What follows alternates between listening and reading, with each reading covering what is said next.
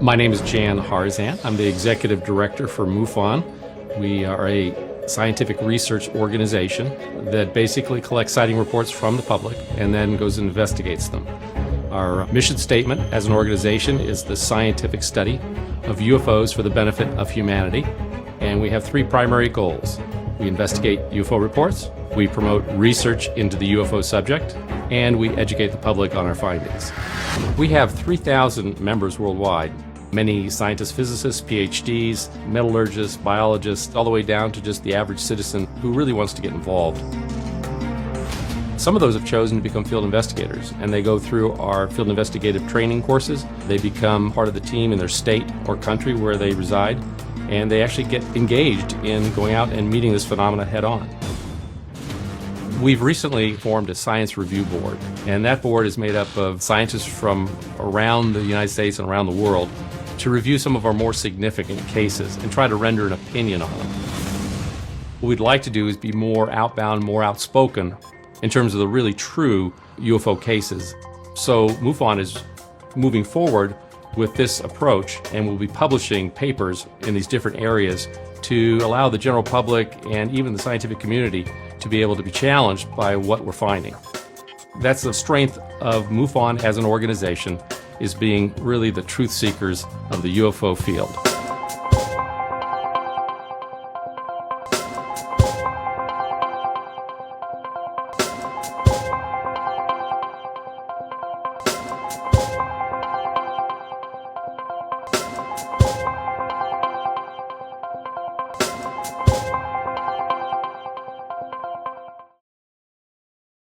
Good afternoon.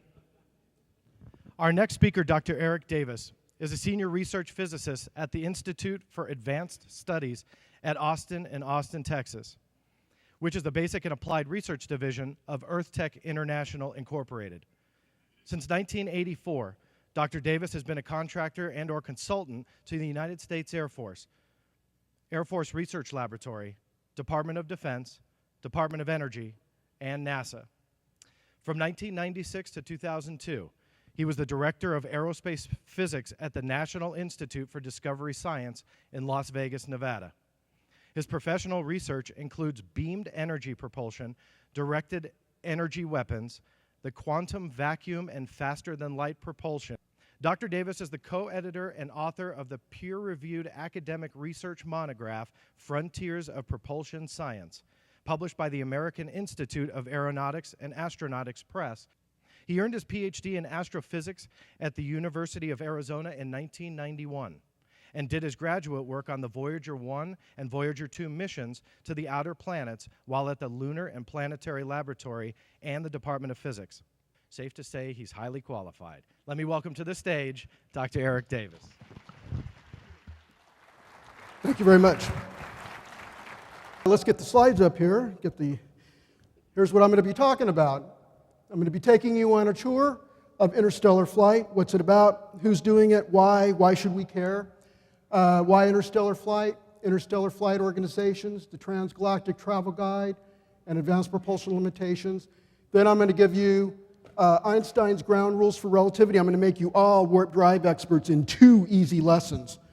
So then we'll wrap that up with my discussion on FTL space warps in all their glory. I'm basically going to run you through all the research I've been doing in the last many years since I began working for Hal Puthoff in Austin in 2004, and then the conclusion. Okay, why interstellar flight? Why go there since we haven't gone out into the solar system and colonize it? Well, basically the human race is subjected to multiple existential threats in the form of extinction events. You've got climate change. You've got geological disruptions of well-known volcanoes, supervolcanoes, earthquakes. Climate change is beginning to rear its ugly head in a variety of ways. You have man-made disasters like nuclear, biochemical warfare, industrial accidents, and contamination. And then you're going to have lots of outer space threats out there that we're beginning to become more familiar with, among which are the solar coronal mass ejection. You have the Carrington event back in 1859, the Hydro-Quebec electric grid that took place in 1989 that shut down the electrical regional power in Quebec. Electrical infrastructure and satellites are destroyed whenever a gigantic solar flare hits the Earth. and it hits it at the right angle, at the right latitude, and in a way that the Earth's magnetic field is not able to prevent it from striking the Earth and shorting out electrical systems.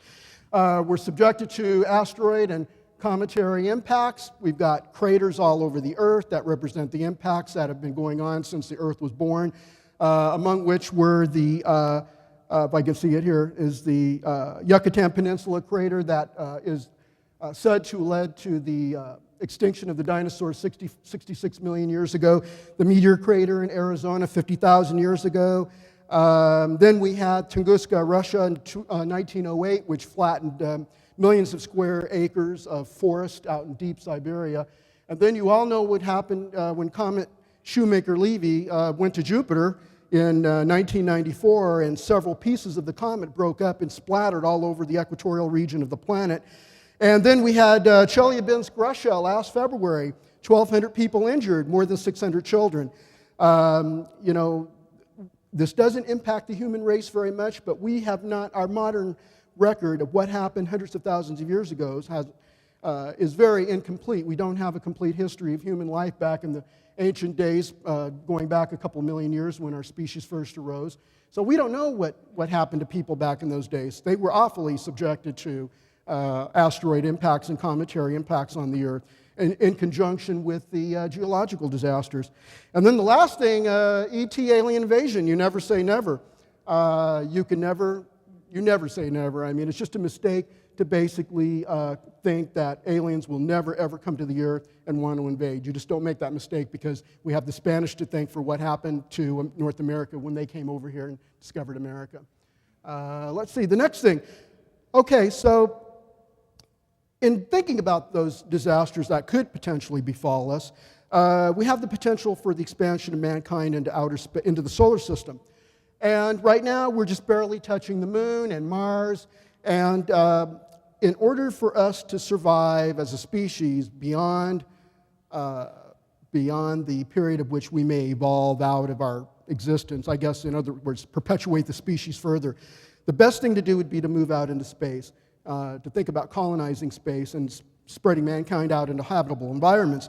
However, we find that Moon and Mars are not very habitable, but they're very rich in high-value resources.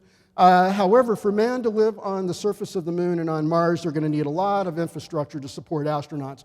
You have to shield astronauts against the effects of galactic and solar radiation. However, by moving out to the Moon and on Mars, you can support dramatic new development in space industry, expanded economic development, new high-tech jobs, and you'll create new technologies and create new investments and wealth. So there's a real good business reason, a good business model for going out to the Moon and Mars, and it may not be necessarily to colonize, but it may be for the purpose of mining the resources on those bodies. And one thing I didn't put on here was asteroids. Asteroids also fits into that picture. Now, the outer solar system is really too hostile for human existence. It would be an incredible stretch to create the kind of habitats necessary to support mankind in those radiation environments. They're far, far away from Earth. Resupply missions would take years. It would just be too difficult to live out there. However, again, the outer solar system is rich in high-value resources. Astronaut infrastructure, as I said, radiation shielding requirements would increase dramatically out there. However, once again, if we can push out beyond the asteroid belt and start mining resources out in the outer solar system, like out to Saturn's moon, Titan, and a couple of the moons around Jupiter. I'm thinking of maybe some of the moons around Uranus, and then a lot of the asteroids, of course, in between Jupiter and Mars. You can then, once again, you'll have a business model for space industry, expanded economic development, new high-tech jobs, technologies to create new wealth and whatnot. The parameter space to develop the solar system is rather limited, and it's limited because of the infrastructure to keep humans safe and protected. And the answer that's usually given by the space scientists is, well, why not just keep people on Earth and let the robots do it? Well, it doesn't work. We've been finding out that robots have significant limitations to their abilities to work on other bodies. They work well, they work beautiful, they actually are well engineered, they can last longer than we originally engineered them to, and we get a big return on the amount of money that we invest in them as taxpayers. But the problem is you can't replace a human in an environment that's very difficult, requires intuitive thinking, requires thinking on your feet, leaps in logic, and it requires the things that you can't program into a robot. Now, why would we want to go into interstellar space? If we can't live out really in the outer solar system and the moon and Mars are going to be marginal to support mankind, well, here's a good reason to go out into the galaxy. So far, the exoplanet searches as of June of this year show that we have 893 planets in 696 planetary systems, 133 multiple planetary systems which are similar to our solar system, and 262 may actually be habitable planets. They'll be Earth-sized, they'll be super-Earths, like about the size of Neptune and Uranus, and Mars-sized. And then the nearest exoplanets within their habitable zones around their parent star, where habitable zone means where water runs like a liquid, it's in liquid form. Well, that would be about 22 light years away given the latest discoveries. There are greater than 18,000 total planetary candidates identified to date, but they haven't been evaluated yet. And the statistical analysis on all this shows that at least one planet on average orbits every star in the galaxy. Now that's just the average. That implies that there's an estimated 100 to 400 billion planets in the galaxy, and 17 billion of them are Earth-type planets, and many more exoplanets are freely floating. They don't have a parent star. They're just orbiting the center of the galaxy right now. So the total number of planets that we can estimate now is that there are more planets than there are stars in the galaxy. This is really an excellent reason for really pushing mankind out of the solar system and into the galaxy. Basically, we have a lot of latitude. The parameter space for exploration, for colonization now becomes literally infinite. And again, that business model will still be supported. We can have a business model for colonization, space industry, expanded economic development, high-tech jobs, new technologies, new investments, and wealth. So it'll be a wonderful thing. Okay, so who are the interstellar flight organizations that are looking at this possibility of going into interstellar space? And we have a nice list here. It's actually more than anybody here probably ever thought of. The first was formed by the British Interplanetary Society in 1933, and they are now 80 years old. And I'm a fellow of the British Interplanetary Society, and they have several publications and a peer-reviewed journal. And that was co-founded by Arthur C. Clarke, his brother Fred, and a number of other UK rocket scientists and engineers back in those days. The Planetary Society came along in 1980 and was chartered by the founders of the JPL and all of the Mars mission scientists. Carl Sagan was one, Louis Friedman. Then the SETI Institute came along in 1984. 1984, and that was John Billingham and Jill Tarter, Jill Tarter and Frank Drake and others. And they are, that's the Search for Extraterrestrial Intelligence, SETI. And their purpose is to establish radio observatories all around the Earth and listen for alien signals. Okay, then the International Propulsion Society was a short-lived organization in the 90s, and it was later resurrected by Mark Millis, who was one of the co-founders, and Mark Millis was the Breakthrough Propulsion Physics Program Manager at NASA Glenn. He founded the Tau Zero Foundation and the Centauri Dreams blog site, which is like the news reporting site for everything interstellar, and that was founded in 2006. And then there's Faces from Earth in 2006, Global Starship Alliance in 2011, and I don't know much about those organizations. Icarus Interstellar was born in 2011. It was an outgrowth of Project Icarus. Project Icarus was son of Daedalus. That's what Icarus is. Icarus is the son of Daedalus.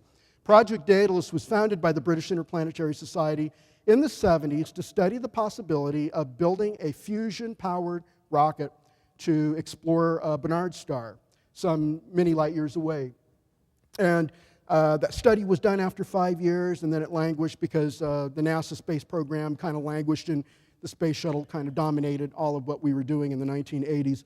So we did not go to the stars, we did not go to the outer solar system other than for the robotic space probes that we launched. So basically, Icarus Interstellar is resurrecting Project Daedalus. And Project Icarus is looking at doing a fusion rocket in modern times using 21st century physics and 21st century technology.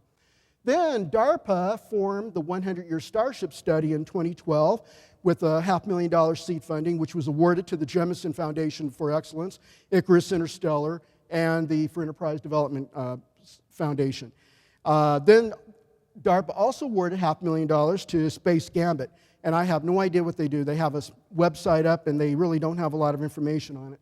Space Colony Earth came along in 2012. I think they've gone defunct. They haven't been doing much of anything. And then the Institute for Interstellar Studies in 2012. All these organizations, most of these organizations popped up in the last couple of years because of the DARPA-NASA initiative to start focusing on looking long range, out 100 years into the future, and thinking about what it will take to develop the science and technology to build a starship in the 22nd century and launch it in 2211. And that's why these organizations were all born. All right, to get a feel for what's going on as far as traveling through the galaxy and what distances are involved, what energies and how propulsion physics can play into all this and what its limitations are, we've got to look at the Transgalactic Travel Guide. So I'm going to take you on a tour of the galaxy really briefly here. Measuring the distance from our sun, we start at the Earth, which is located at a distance of 1 astronomical unit from the sun. The sun would be out here somewhere. And this is a log scale where every increasing increment increases by a factor of 10. 1, 10, 100, and 1,000 AUs. And basically, we're going to start at the Earth and extend all the way to the diameter of the galaxy right there, which is 100,000 light years across. And we're going to increase the distance scale by factors of 10. This is the basic unit that we measure distance in the solar system as factors of an astronomical unit. All right. When we go further out beyond the solar system, the astronomical unit becomes inconvenient. It's too small. Then we've got to switch over to terms using, or units of measure using light years. That's the distance that light travels in 1 year. That distance, I don't remember what it is in meters, but it's 6 trillion miles. Okay, so that's how far a light year is. The distance that light travels in a year sounds like it would cover a lot in 1 year, but in space, because space is so big, light speed is really slow. Like, for example, to cross the entire diameter of the galaxy, it'll take a beam of light 100,000 years. All right, so here's the edge of the solar system, roughly just inside and outside of 100 astronomical units, right there. And the edge of the solar system is where the effects of our sun meets the galactic background. It is not a distinct distance, but is rather comprised of several distinct layers, beginning with the terminator shock at 75 AU, down to 80 AU, and it blends in with the heliosheath at roughly 90 AUs, and then that blends in with the heliopause at 100 AUs, which is where the Voyager 1, I think, is now, maybe it's Voyager 2, are located now, and the heliopause goes out to 110 AUs. And then out to 170 AUs is the bow shock. That's where the magnetic field of the sun reaches out to its maximum extent, and it's ramming against the gases of interstellar space as the solar system orbits around the center of the galaxy. So that magnetic field is pushing against that gas, and that's why we call that a bow shock. Okay, then we have, on the outside of all that, we have the Oort cloud, and the Oort cloud is the origin of where we think most of our cometary material comes from. And that ranges from about roughly 0.1 to 1 light year. And as you see, we have the log scale here in light years now. Now, the nearest star system is Alpha Centauri A and B, 4.3 light years. And then star C is Proxima Centauri, which is at 4.2 light years. And so that would be indicated right here on the light year log scale, right there, about 4.3 light years. Now, the nearest habitable planet, given what I just showed you earlier, it is not yet quite known where the nearest Earth-like habitable planet will be found. But preliminary estimates suggest that the location of habitable planets might lie within this probability distribution calculated by my colleague in Italy, Dr. Claudio Macconi. And it looks like it peaks just around 70 light years away. So now the reason why that this distribution is broad like that represents the fuzziness in our knowledge of exactly where a habitable Earth-like planet is really going to be. It's going to lie somewhere in here. And as we gain new knowledge from the Kepler space satellite and discover more habitable planets, we'll be able to tighten that band up and get a better measure. The nearest extraterrestrial civilization, are we alone in the galaxy? And if there are other civilizations in our galaxy, Are they even farther away than the nearest stars, or could they even be closer? Provisional guesses suggest that the location of the nearest, where the nearest ET civilizations might lie, would be within this rough band, which is peaked at just a little bit shy of 2,000 light years away. And so thus this band is out here, running from roughly several hundred light years out to about 10,000 light years distance. We just don't know yet. Until we actually make contact with ETs out there, we'll get a better idea of where they're located. Okay, so this is the transgalactic travel guide, and here now we have the logarithmic scale on time, starting from a week, month, year, on up, all the way up to 200 million years. And this isn't the logarithmic next step. This is halfway up above that, and that's the 5 billion year mark. That represents the age at which we expect the solar system to die, when the sun dies and the solar system is gone. Now, here's what's interesting about this. If you want to understand how long it will take you to fly out to any of these interesting locations in the galaxy, you're going to have to decide how fast you're going to go. What propulsion system, what propulsion physics are you going to have to help you get there? And so we draw these diagonal lines like this. And these represent fractions of the speed of light. And here is the speed of light right there. Okay, now the present Voyager spacecraft are moving at 0.00006 times the speed of light. The next line below it is 0.0001, and the next line here is 0.001, and then 0.1. There's 1/10 the speed of light, and that's the speed of light. Now, to get an idea of how long it will take you to get to one of these destinations at any one of these chosen speeds, all you do is just choose your destination. So let's say we're going to go to Alpha Centauri at 4.3 light years, and at the speed at which Voyager 1 or 2 are moving right now, at 0.00006 times the speed of light, now move left. And you'll see it's going to take, from here, I can't see it very well here because it's blurry. It looks like it's about 10 to the 5, 10 to the 4. It's going to take about 100,000 years. Okay. So it's going to take 100,000 years for Voyager to get out to the nearest star systems right there. And if you go faster, if you have a rocket that'll get you there faster, let's go at 0.1c.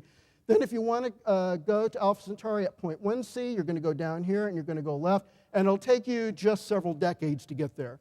And if you can move at the speed of light in some kind of a photon rocket, then you can go from here down to there, and you see at the speed of light, it'll just take you several years to reach 4.3 light years. And of course, the farther away you go at the speed of light, the longer it's going to take you to get to the farther destinations. If you want to go faster and get to these destinations at shorter time periods, then you're going to need to be in this region. And that's the region where you're going to need a breakthrough propulsion physics that'll jump the light speed barrier. Okay, very quickly, this is a three-dimensional chart just to give you an idea of how the Newtonian rocket equation really constrains rocket technology, even advanced antimatter rockets. How much propellant? This is the propellant required to fly a space shuttle orbiter out to Alpha Centauri at 4.3 light years. This axis is the propellant mass that you're going to carry in the fuel tank. And you see it's 10 times the orbiter here, and it goes up to the number of supertankers, the mass of the Earth, and the mass of the Sun at the top. Now, on this axis, you're going to have the better rockets. That's the rocket efficiency measured by specific impulse. Specific impulse has units of seconds. That's not units of time. It's just the mathematical units work out so that you have units of time in seconds. So the Orion rocket is a pulse nuclear bomb where you have little miniature nuclear bombs going out the rear. They explode, and they exchange their momentum with the pusher plate. That pushes the rocket forward. The specific impulse is roughly a few thousand seconds. ICAN-2 is a hybrid antimatter fission rocket with a specific impulse of maybe about 10,000 seconds. And then here's a specific impulse associated with nuclear fusion rockets or advanced ion engines at 50,000 seconds. Okay, so then here's how you figure out what kind of fuel you're going to need. This is your flight time. So you start at 50 years, 100, and 500, and 1,000-year trips out to Alpha Centauri. So if you're going to take a 50-year trip out to Alpha Centauri using a space shuttle-sized craft, and you're going to use the Orion microfission bomb rocket, you're going to need to go up and over, and you find out that you're going to need the mass of the Sun in your fuel tank. So that's really hard. Okay, that means you're going to have the mass of the sun and little tiny atomic bombs in the back of the crew cabin. All right, if we're going to talk about going with a high specific impulse rocket like 50,000 seconds, then basically that number is actually going to drop quite a ways. To get to 50,000 seconds, you'll go from here at 50 years right there, and you'll see you'll need roughly 10 times the orbiter's mass in fuel. So this is looking really good, but you're still limited by light speed. You can't reach the speed of light, and so you're still going to take 50 years. Now, if you take longer trips, now here's an advantage of the rocket equation is if you're willing to go multi-generational star flight, whereas you'll have an astronaut crew that'll take off, they'll reproduce, and every generation gets reproduced on a world ship, and they'll live out there for hundreds or thousands of years. You'll see that the fuel requirement is going to drop dramatically no matter which specific impulse you choose. And so once you go out in these 1,000-year missions, your fuel requirements begin dropping off and getting into more reasonable regimes. But still, this is a lot of fuel. Okay, so what kind of rockets can we have? This kind of chart actually shows you the type of advanced propulsion that we have available right now that's viable to do. You have electromagnetic catapult, the NERVA nuclear fission rocket, then you have the Saturn V, advanced nuclear electric propulsion, that's an advanced nuclear powered ion rocket. Then you have an advanced fission fragment, fusion rockets, fusion ramjets, laser propulsion, and then an antimatter rocket. Now, how fast do those go? Well, just choose one and then go across horizontally to this axis, and that's their flight speed in kilometers per second. Or you can go on this axis, and this would be their flight speed as a fraction of the speed of light. So let's just choose a matter-antimatter annihilation rocket, the very top one, and its maximum speed is roughly half the speed of light. Now, if you want to find out how long it's going to take you to fly at half the speed of light using that type of rocket to any of these distances, now these are distances, stellar distances in the diagonal direction here. So let's say I want to go half the speed of light using an antimatter rocket out to 40 light years, and then how long will it take me to go out there? About 100 years. So you see, even with the best technology, we're limited by time, distance, and propellant, and the physics is limiting. So we need a breakthrough. We need to be able to jump the light speed barrier. We need to be able to have something to go beyond and outside of Newton's rocket equation. The rocket equation is really limiting. Okay, so before I get into warp drives and wormholes, I want to give you 2 easy lessons to teach you all how to be relativity physicists. And this will help you understand what I'm going to be talking about. First of all, Einstein published a special theory of relativity in 1905. It says basically no material objects can reach or exceed the speed of light. Absolutely. The speed of light is the universal speed limit. The speed of light's value is 300 million meters per second. That's also about 3 million football fields per second. So can imagine a running back being able to go out there at 3 million football fields per second to catch a pass. I don't know. That's pretty heavy-duty speed there. What this does is this sets up something called the light cones of causality. Einstein was working with the picture of space and time that had been invented right at the turn of the 20th century. And space-time were unified, and it was assumed to be flat. Space-time was as flat as the top of this podium right here. And so therefore, we have something called the causal structure. Cause always precedes effect. Or your future moves to your present, got it backwards. Your past moves to your present, moves to your future. Okay, so what Einstein said is relativity theory requires that all events, no matter where they're located in the universe, all observers, like you guys sitting in your chairs, no matter where you're located in the universe, or in this ballroom, for example, you all have a causal light cone attached to you. And right now, you're sitting at the now. That's the observer sitting right now in this event now. And this is the observer's hyperspace of now. And that hyperspace is 3-dimensional space that we live in. And the time axis, the time direction is vertically up this way. And space is horizontally perpendicular to the two cones right there. Okay, so let's look at this chart just to begin with. Okay, so, I'm going to go ahead and start with here. So basically, your causal structure of your past, your present, your future is laid out in what's called the light cone. All of your past activities, your past motion, your past trips, wherever you went, because you cannot reach or exceed the speed of light, your past events of everywhere you've been is always inside the past light cone. So your entire past is kept within this light cone here. And then you move up to the present time right now where you're sitting in your chairs watching me speak, and you're right here. And then everywhere you're going to go from this point on, after I speak now, and then after I give my speech and going forward into the future, you're going to be limited to motion in time and space within the future light cone. So your motion is on a line called a world line. The world means the entire history of your life. And that's a world line, and we call that a time-like world line because it goes in the time direction. Remember, time is vertical, goes up that way, and all three directions of space that you live in is this way. Okay? So this is a world line, a time-like world line of all the events that you've ever done in the past, what's happening to you now, and what will ever happen to you in the future. Now, why they call that a light cone is because you notice this is the cone that swept out. Well, let's look at this diagram because it's a lot less confusing. Time is this way, space is that way, and all 45-degree angles with respect to the time and space axis is the surface of the cone, and the only things in the universe that live on that surface are light rays, electromagnetic radiation, hence light cone. So light cone represents the surface of which all light rays everywhere in the universe lives, on that surface, right here on that blue shaded surface. Light moves on that diagonal line, on that surface, and that's called the light-like world line, okay? So Einstein said, we set up a cause and effect, causality, attached to your light cone of past, present, and future, and therefore you have what's allowed, all of the different alignments of the light cones. The light cones of every observer everywhere in space and time are all aligned in the same direction. They have to point in the same direction. So you notice how the time axis is always vertical, and the space direction is always perpendicular, okay? So this observer, these observers here, they all are lined up in the same direction no matter where they're located. Now here's three observers or three events, and they are legally connected up along a time-like world line so that this observer can see this guy can see this guy. And so this is an allowed motion through space-time. You are allowed to travel through space-time on such a motion as long as you follow an aligned light cone path like that.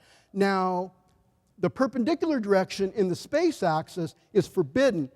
That is because I said everything that moves at the speed of light lies on that surface.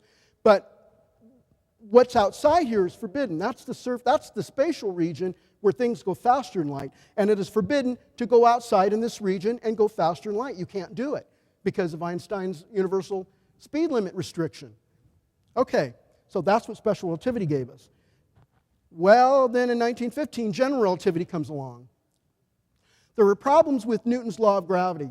Newton's law was failing at the end of the 19th century. It was making wrong predictions about a number of astronomical things that astronomers were observing. And they were saying, oh, I make all these calculations of what I'm observing using Newton's laws and Kepler's laws of motion, and they're wrong. They were right for most of the planets, but now all of a sudden we're seeing some wrong stuff. And Einstein went back to the drawing board and he said, okay, maybe I can figure something out. Special relativity was a theory of constant motion, constant velocity, or relative rest. He did not include forces or accelerations, and that's the difference. So Einstein went back to the drawing board with relativity theory and he said, what happens if I include forces and acceleration in space-time? Well, a big startling thing happens. You warp space. You basically end up replacing Newton's laws of motion and gravity. All forces and accelerations are replaced by curved or warped space-time geometry. Picture space-time again as a flat surface, but it's more like a stiff rubber sheet. You put a heavy ball in it, or a bowling ball, or a lead ball in it, or even the planet Earth right there, and that heavy mass will bend the space-time around it. And you see that bending right there. See, the space is flat out here, but the Earth is rotating around, and it's bending space in because of its big mass. And because the Earth rotates, it's also dragging it. Think of space-time as like a rubbery sheet molasses. So when you have a rotating star, planet, or galaxy, that rotation causes space to drag around it. That's called frame dragging. So that's what Einstein discovered. What you think is a force, what you feel is an acceleration in your car or in a plane or in your emotion is not a real force and it's not a real acceleration. Instead, It's curvature. This curvature. This is the gravity that holds you on the planet Earth. There's this curvature right there. That's what Einstein discovered. And what's wonderful is it has special relativity theory already built in. It's very well tested. And here's the beauty of it. Because space can be curved, guess what Einstein discovered? The light cones of causality are not universally fixed for all observers. Some light cones can be tilted over with respect to other light cones in warped spaces. And so here's an example of the tilting. So here's the time axis. Here's the space axis. This is the space of forbidden motion, remember? This is the hyperspace that all of your three-dimensional space is in. And your present is right there at the point in between the two cones, the past and the future. And now curved space, I'm going to bend space with some kind of fictitious mass. You can't see it here, it doesn't matter. But I'm bending space along these arrows. That's what this means. Space is curved around like that. So this observer here is going to observe this guy right there. And there's this guy right there at that point. And do you notice that his light cone is tilted over? It's really cool. His light cone is tilted over, and you notice his time direction is that way. His space direction is that way. But relative to this guy is almost moving at the speed of light. His position is such that this guy here is looking at him, and he's tilted almost 45 degrees. And remember, anything that's at roughly 45 degrees is moving at the speed of light. Now take a look at this guy. This guy is so tilted over, his future is pointed that way, his past is right here, and it goes that way, and his forbidden space region is this way. But look at this guy. This guy is looking at this guy, this first person right here is looking at that event or that person right there, and he says, wait a minute. His time-like direction, his time-like world line is pointing in the forbidden direction. That way. That means he's going faster than light. But wait a minute. Is he violating Einstein's light speed limit? No, because this guy's time axis is that way. His time-like world line is moving within the light cone. He's not violating light speed in his reference frame. In his reference frame, he is moving within the light cone. He is moving less than the speed of light. But this guy says, oh, that guy's moving faster than light, because remember, the light cone is tilted with respect to that one. And this one is another one where it's tilted almost in a 45-degree angle. This guy's future is going that way. His past is that way. So this guy sees him as going, wait a minute. This guy's future is up that way, right? This guy's future is down that way. Oh, this guy's going backwards in time. He's in a time machine. He's going backwards with respect to this guy. This guy is also going backwards with respect to that guy. See, this guy's future is that way. His past is that way. Now, he's moving in a time-like direction, right? You see, it's vertical with respect to him. So they're aligned. Their time-like directions are aligned, but the future is down for this one, and the past is up. And this guy is going kind of almost going faster than light.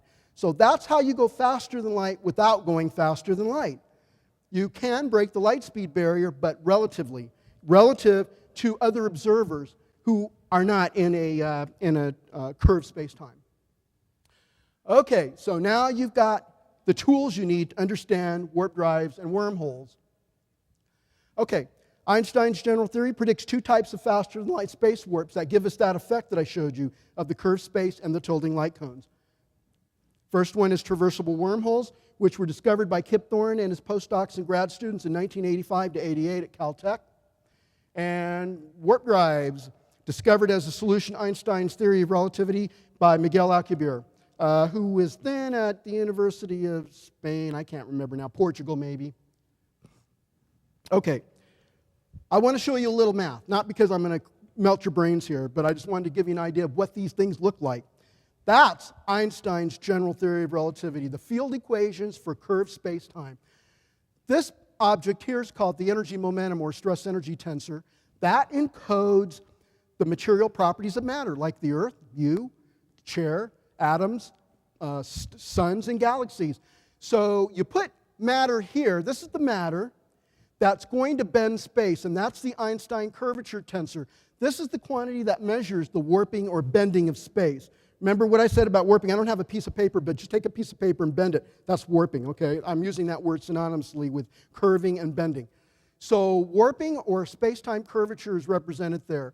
This is the coupling constant. That's Newton's constant of gravity, the universal gravitational constant, and that's the speed of light to the fourth power. 8 pi 8 times pi times g over c to the 4th power.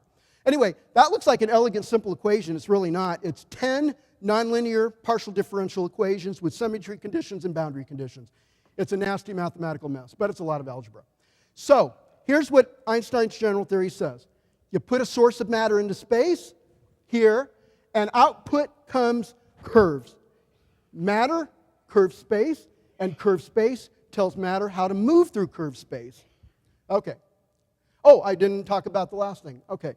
Einstein's general relativity says for faster-than-light space-time geometries, you know, to give you the space geometry of curvature that you need to make a wormhole or warp drive, requires a type of matter that's exotic. It's not like the type of normal matter that we're all made out of. And it turns out it's exotic because it violates some heavy-duty mathematical conditions that Stephen Hawking invented back in the 70s. We don't need to get into that. And the type of exotic matter is negative vacuum energy. No problem. We've got negative vacuum energy. Anything that has a negative energy density or a negative energy flux is predicted by quantum field theory, and it's observed in nature. Okay. Okay, that's the taxonomy of traversable wormholes. So these are the type of traversable wormholes that you can have. And this is how they connect up with things in space. You'll have connections through space, time, and universes. You have different throats. Wormholes can have a variety of different throat shapes, like those things here. And then wormholes can also be time machines. Warp drives. Well, warp drives, you have Alcubierre's original expansion and contraction of space. Then there's Van den Broek, who modified Alcubierre's warp drive to lower the energy requirement. I'll talk about that briefly. And then there's Notario's warp drive. Notario had a different warp drive, and I'll explain that when I get to Alcubierre's warp drive. And then here are the alternate quantum gravity models of warp drive. Sonny White at NASA and myself have a extra space dimensional warp drive. And then there's one by Richard Abusi, who uses Casimir energy and extra space dimensions to fuel a warp drive. And then Hal Puthoff and myself and Claudia Macconi have the polarizable vacuum model. And I'm not going to get into a lot of those because that's pretty heavy-duty stuff. This is the basic premise of Alcubierre's warp drive. Here's the starship. The space-time grid is flat here around the starship. He feels no forces and no acceleration, no curvature. So he's going to feel the bubble of negative energy, some sort of negative vacuum energy, and that bubble is going to contract all of the space going out to the destination star, light years away, and it's going to push back all the space behind him to push the Earth farther away. And that's how you're able to go faster than light without going faster than light. This guy's not moving. He's sitting in flat space at relative rest. He isn't moving and doing anything. It's the warping of space here and here that's moving him. It's like a surfer on a surf, and the wave of the surf is carrying him toward the beach faster than light. Whereas if he was swimming through the water, he'd be limited to the speed of light, and he'd be spending a lot of energy kicking his arms and legs trying to swim to the beach. Where here, the surf on the wave is going to be pushing him faster than light. So that's how that works. And here's another representation for the Alcubierre warp drive. Here, space is flat. There's no curvature. Here's your starship. This represents the volume of space that's collapsed from your location to your destination star. This represents the volume of space from you to your departure planet, like Earth will be there, that you're pushing away from you. And that's what that represents. A traversable wormhole, this is called the Flam diagram. And what it shows you is regular space-time, right here, right there. And here's point A, and here's point B. And a light ray is going to move at the speed of light, departing from point A, and it's going to have to go all the way through normal space-time to get to point B. That's going to take a heck of a long time, because remember, space is so big that light speed is slow. So if distances are measured in light years, it's going to take light years, years for light to reach those. Well, a traversable wormhole says, let's take negative vacuum energy, and let's create a shell of it around a location, open up a throat, push space open to form a throat, and thus you have the throat of the wormhole. And instead of going this way, you're going to go through the wormhole, and it's like a hyperspace tunnel, a shortcut from point A to point B, and you bypass all this distance and all the years you have to travel. Instead, this could be a matter of a few days or a few seconds of trip time, and you've effectively moved faster than light. You might put on a rocket on your back, or you might walk through here at 30 miles an hour, and you will have traversed this entire 10 light year distance in a matter of a few days or a few seconds. So even though the guy going through the wormhole did not go faster than light, he didn't reach the speed of light. He's just walking through, or he's got a rocket backpack pushing him through. He's going to be going at a slow speed. But to everybody out here, they're looking at this motion occurring, and they're going to measure him with their clock saying, wait a minute, he just jumped 10 light years in a matter of days or hours. So he went faster than light from their viewpoint. That's because the light cones are tilted with respect to here and here. So this is what a spherical wormhole looks like. If that's the sun in the background and a throat is opened up, there's a negative energy shell around here. You would see a galaxy shrunken and distorted. It's inverted. You'd be looking through. It's like an inverse magnifying glass. Here's a Stargate opened up in Times Square. This represents the Stargate solution where the wormhole is not spherical. It's got a flat door-like opening. And here's another version of the flat door-like opening there. And that's the Stargate solution. What it means is the negative energy, the negative pressures and stress are all zero in that particular case. All right, so I talked about negative energy. So what are the negative energies? Well, here's the taxonomy of exotic matter according to nature and quantum field theory. So there are all the forms of negative energy, and this is really heavy-duty physics here, so I won't get into a lot of it. But let me just say that the yellow objects here that are identified in yellow, those are observed in the lab, or we see it in nature somewhere, or it is expected to occur but is not yet observable, but it has measurable consequences that you can observe. So these are the types of negative vacuum energy or exotic matter that we have in nature. And here's the Casimir vacuum energy associated with the Casimir effect, and here are the ones that we also realize. Anything in red is fictional. It's theoretical speculation. All right. Now, to talk about how much energy does it take to power these things compared to all the propellant you have to put in a space shuttle to move it to Alpha Centauri, or all the propellant to move into an antimatter rocket or a fusion rocket, we've got to look at the reality of what the energy requirements of warp drives and wormholes are. This word total is a mistake. That's an error I didn't catch in time. This should say net negative energy to produce a spherical traversable wormhole. Our throat is the diameter of the radius. You can take your choice. The energy of the wormhole is negative. Remember, I said it's negative. 10 to the 44th times the radius of the wormhole throat, or the diameter of the throat. That's nasty. And that doesn't make it look as much better as an antimatter rocket or a fusion rocket. Now, for a warp drive, it turns out that is the total energy. The total negative energy to produce a warp drive is going to be given by the warp speed of the bubble. It's surrounded by a bubble, and that bubble has a dimensionless warp speed. It's a fraction of the speed of light, like warp 1, warp 2, warp 3, so forth. R is the radius of the warp bubble, and sigma is the inverse of the bubble wall thickness. So that's the negative energy. Negative 10 to the 44th times the square of the warp speed times the square of the radius of the bubble times the inverse thickness of the warp bubble wall. That's nasty. That's a lot of negative energy there, and I'm going to show you some numbers. General relativity constrains warp speed to be less than or equal to this number given here. M ship is the mass of the starship, delta is the thickness of the warp bubble wall, and R is the radius of the warp bubble wall, of the warp bubble. It just says that and there's a condition that the net total energy stored in the warp bubble cannot be greater than that contained in the starship itself. That's to maintain energy conservation. Okay, so here's the bonfire of the realities. Now I'm going to take those negative energies of a wormhole and divide it by the speed of light squared. That'll give me an equivalent negative mass. I want to use an equivalent mass to show you the comparison of how bad the magnitude of this negative energy really is.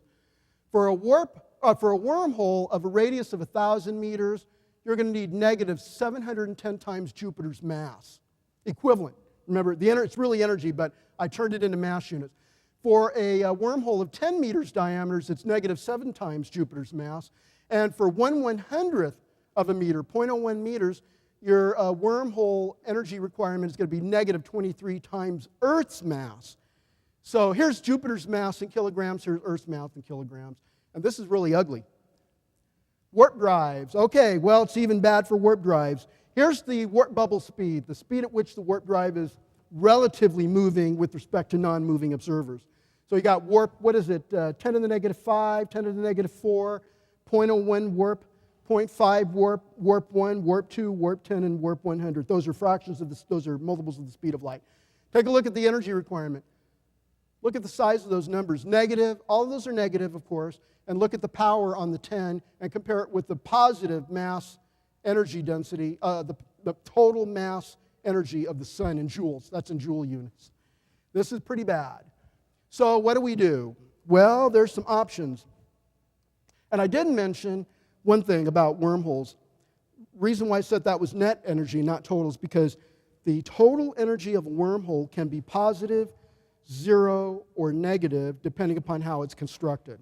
And I showed you an example of a zero energy wormhole. That's the Stargate solution. Okay, so there's some alternatives. We have my colleague in Longview, Texas, Richard Abusi, got his PhD at Baylor on this. You use negative Casimir vacuum energy in extra space dimensions. This comes from superstring theory. And it turns out that if you apply that to a warp drive, you can get the energy down to negative, the equivalent negative mass of Jupiter. And that's a lot lower. That's about the size of a wormhole, of a wormhole energy requirement. However, these guys found that, Richard and his colleagues found that there's going to be a maximum quantum speed limit for warp drives. It'll be 10 to the 32 times the speed of light. That's 1 followed by 32 zeros times the speed of light. But for all intents and purposes, that's pretty huge, that's pretty big. Harold White, that's Sonny White, my colleague at NASA, we found a way, both of us, I gave him this idea to do the study, and he looked at taking the warp bubble and pulsing it at high frequency so that you can lower the energy demand on average, and you crunch all your energy into a peak pulse width spaced out in very short time intervals. That's what we do in directed energy weapons. That's how you create high-powered laser weapons. A laser like this is powered by batteries. This thing won't be able to produce megawatt power, but I could produce megawatts of peak power if it's pulsed up to megawatts, and the average taken over time is going to be very low energy. So he did an analysis of doing such a thing. He did high-frequency pulsing of the warp bubble. He shrank the thickness of the warp, he increased the warp bubble wall, and he made it thicker. And the result is that the energy of the warp is much smaller. And what's the equivalent mass of that energy? He found out that you could get it down to roughly negative 722 kilograms. That's something we can engineer. So we finally have a warp bubble energy requirement that's engineerable and doable. It's practicable. So this is pretty promising, and this is where he and I are doing our research right now to move forward. All right, so we're talking about producing negative vacuum energy. Okay, there are a variety of different ways of producing negative vacuum energy, and I'm only going to just review them quickly. This is called squeezed light, and it's a special form of light from a laser beam, and you put it through a lithium niobate crystal, and there's other kind of crystals you can use. And what it has the effect of is producing alternating pulses, the red pulses of positive energy, and the yellow pulses are the alternating pulses of negative energy.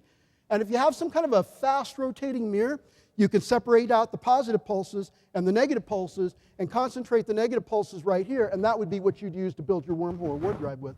Another way would be a series of, not three, but a whole bunch of these photon emitters, and you'll combine all of their photons into a manifestly negative pulse of energy in a beam. And that's just a device that does the switching.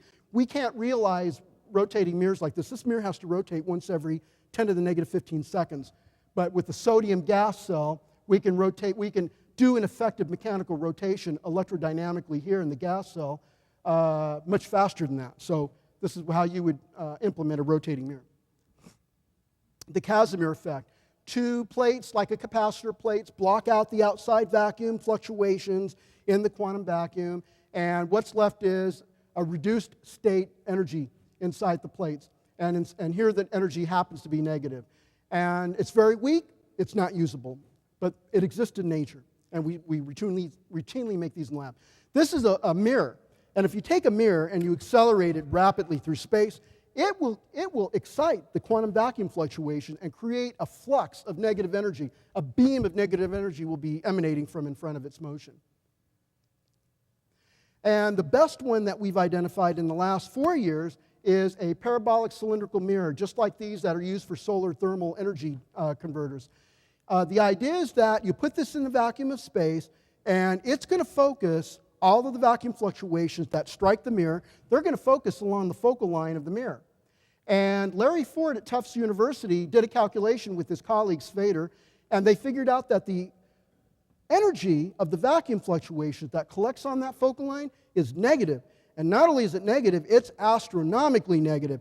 I had my student in Georgia Tech do a calculation of a micron size, a mirror the size of the width of my hair, and we produced like negative 10 to the 30th joules per cubic meter. 1 cubic meter of space contained negative 10 to the 30th joules. So we think we've got the way of producing warp drives and wormholes now. So this would be the way to do it. These processes are going to be weak and difficult to implement. This is really, the negative energy you get out of this is too weak to matter. Okay, if you're going to build a warp drive and a wormhole, you need to be able to detect the negative energy. It's like all radio engineers and light engineers. You have devices that detect the light, tells you how intense and bright it is, what its wavelength is. Or you have radio detectors, radio receivers, that'll tell you FM or AM radio signals, what the broadband wavelength is, and blah, blah, blah. Okay, well, we got to have that for negative energy, and we implement that using what's called a balanced homodyne detector, which were invented in the early 80s for the purpose of measuring the states of non-classical light. I'm just going to say basically it's, remember that previous graph, that previous thing I showed you, squeezed light? Okay, well, the balanced homodyne detector was specifically invented to measure this, to see the alternating pulses of negative and positive energy. And in fact, there it is. There's the raw data that was measured in the early 80s of positive, and the negative energy is in that little valley right there. Positive, negative energy, positive, and so forth. And this is called quantum tomography. It's like a CAT scan tomography, or positron electron tomography that medical doctors use to scan slices of your body tissue to hunt for tumors and damaged tissues. And so tomography can see this. And this is a squeezed vacuum state. There's the positive energy there, and the negative energy is this way. Well, the next thing that has not been done yet is doing a quantum tomography of the negative energy inside of a Casimir cavity. And that's what I'm working on with my coworkers at EarthTech now. The idea is to put 2 miniaturized nanoscale photodiodes inside of a cavity, about 1 millimeter on each side, on each plate, and the plates are separated by 1 micrometer, the width of my hair. And I want to make a measurement of the negative energy, and that's what it will look like. This is the computer model simulation of the actual of this version. This is the modified version of that. I'm not going to be able to implement this for this because they're 2 different systems. So I'm going to have a version of this here, and what it's going to give me is this. And these colored regions represent where the mathematics breaks down right there at stationary modes inside the cavity, and we're not going to be expected to see anything. But the negative energy is going to be observed here. If you insert the nanoprobes inside the cavity, this is how much the nanoprobes will disturb the transverse electric mode inside the cavity. Now that looks like a lot, but it's not. It's only 0.4% disturbance, so that's good. That's actually what we want. Okay, I'm getting close to finishing. This is the toughest problem that we have yet, and I'm not there yet. I'm still dealing with detecting negative energy and making negative energy, producing it and detecting it. We're nowhere near this. How do we construct a wormhole? We don't know how. I mean, Einstein's general theory of relativity, that equation I showed you, doesn't tell you how to do engineering. It just tells you how, it just says if you want to design your space-time, you want to design curvature and warps, then it'll tell you what kind of matter you need on that right-hand side, that T tensor. Okay, and we know what that is, but it doesn't tell you how to implement it using technology. That's the problem. It tells you how to predict this stuff, but you don't know how to build it. So we can only speculate. Maybe just take a frame like this of Ford Svader mirrors. Maybe this is a line of parabolic mirrors all along here, and they're shooting negative energy down to create the spherical throat of the wormhole. And a spaceship just goes through that opening and goes right into the wormhole. Or maybe you might have an array of Ford Svader mirrors like this, and the negative energy is pulled off the focal lines, and they all concentrate at that little point there, and the rocket's going to have to go into that little hole in the middle. See, the idea, remember, is we got to thread a throat with negative energy in order to push space out, stretch it out, hold it open, and make that hyperspace shortcut so that you can dive into it and come out the other side. See, that's just a fictional diagram of what it looks like in 2 dimensions. Okay, that's what a Flamm diagram looks like. Warp drives, again, that's even more speculative. That's the Star Trek warp drive engine from the Next Generation. Unfortunately, we don't know how to do that. We probably are going to have to do something similar to this with the Ford-Fader mirrors. Okay, so let's assume we've already got our warp drive generator, our warp bubble negative energy generator, our detectors, our engineers have detectors. They can see the negative energy so they can locate it, shape it, position it in the right places, and we're all good and swell. All right, and now we can build the warp drive. Now what happens when you're going to start flying? When you start flying, you've got a couple pictures. You've got the observer's view. You guys are all the astronomers on the planet Earth. You're looking up in your telescope, you're looking up at the Milky Way at the night sky, and all of a sudden you see this crazy thing. All of a sudden your view is pinched off like this. And then this transition thing goes by you as it moves. And you see this distortion as this thing is transiting across your field of view. And then as it moves away from you, you see that. Well, that's what a warp drive looks like through your telescope. So that's what you would expect to see as an astronomer. If you're sitting in your starship, this is what you're going to see through your forward view window and your rear view window. And this is when you're at stop. You see the stars here and the stars there, forward and aft through your front and back windows. Now, if you're moving at 10 times the light speed, you notice how the stars now collapse down to those regions. And then if you're moving at 100 times light speed, the stars are now bundled up into little balls. They're blue for the blue Doppler shifting going forward and the red Doppler shifting going backwards away from you. For traversable wormholes, if you're inside that throat, this is what you're going to see. You can't navigate that. There's nothing to navigate with here. You're going to have all this distorted light. That's all going to be shoved around and distorted by the negative energy that's holding up the throat. Negative energy is gravitationally repulsive. See, all of us are made out of positive energy, like this, the atoms in our bodies and the floor and whatnot. That's gravitationally attractive. That's why the moon, the positive mass of the moon and the positive mass of the earth are gravitationally attracting. But negative energy is repulsive. It pushes things away, so light gets just pushed away into these distorted shapes here. Okay, well, we've come to the conclusion, so what do I have left to do? I've given you the grand tour. And right now, Earth Tech, which is my employer, we're looking at the critical technology issues, and we've started an experimental program to produce negative vacuum energy in large amounts. And what's important is the scalability of present technologies. Can we scale up negative energy generators that I showed you up to large sizes? Can we explore new ways to produce it? Are there other methods to produce negative energy other than the Ford-Fader mirror? Can we scale those methods up?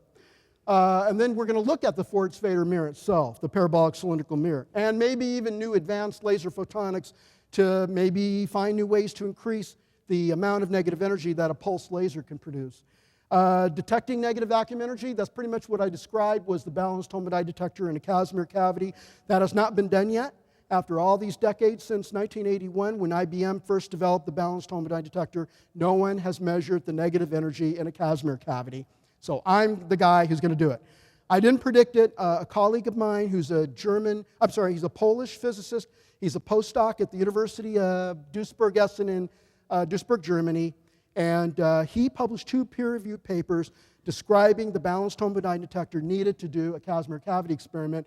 And I'm collaborating with him. I brought him out to Texas, and he visited with us over the 4th of July holiday in 2011. And we are working on building his experiment to test it. The next thing is to gain new insights by simulating FTL space warps. One thing is I told you about Einstein's general theory of relativity. That's 11 nonlinear partial differential equations, and the math is a bitch. So the best thing we've learned how to do this stuff is you can't do it by hand anymore. The calculations can take years doing it manually. The best thing to do is use computer simulation modeling. Throw this stuff into computer numerical algorithms and simulation modeling for visualization. And there are packages available now that were invented by physicists and published in the peer review in the last couple of years. And those packages do exactly that. They've devised these packages for the purpose of looking at what happens when matter falls into black holes, how a black hole forms during stellar collapse, what happens when you go on the inside of the event horizon of a black hole, and the production of gravitational waves from a black hole as matter falls into it. So that package is actually the kind of package we need, and we've got that package. And one of the next things we're going to do, probably about 2 years from now, is begin high-powered supercomputer numerical algorithm simulations to do visualization of how a warp looks when you try to build it. And the last important thing is lab experiments using what's called simulation or analog gravity. It's where you can do gravity on the tabletop in a laboratory using electromagnetic radiation, and what you're using are metamaterials. You're going to use metamaterials to reshape light, and you're going to reshape light in ways that will reproduce the effects of a warp drive or a wormhole. They've already been doing similar effects like that with sound waves to study black holes, and they're also doing that with light waves now to study black holes using a simulated experiment. Instead, you're going to create space-time in the lab, and you're going to bend that space-time. Only that space-time is not real space-time, it's electromagnetic radiation. Electromagnetic radiation can be treated like a space-time. It can be curved and manipulated and bent like a space-time. So you can get it to behave like a black hole, or the planet Earth, or a rotating mass, or a warp drive in a wormhole. And so you use metamaterials to shape the space of electromagnetic light, electromagnetic radiation going around the metamaterial to create the effect of warp drives and wormholes. And that is pretty much the whole thing, I think. So is this going to be our future? That's the question. Thank you.